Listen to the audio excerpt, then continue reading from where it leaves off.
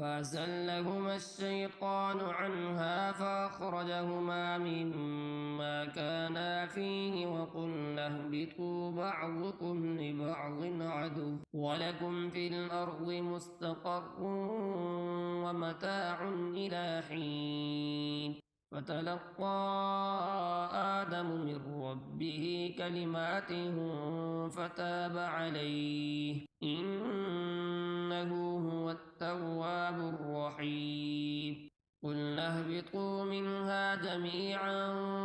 فإما يأتينكم مني هدى فمن تبع هداي فلا خوف عليهم ولا هم يحزنون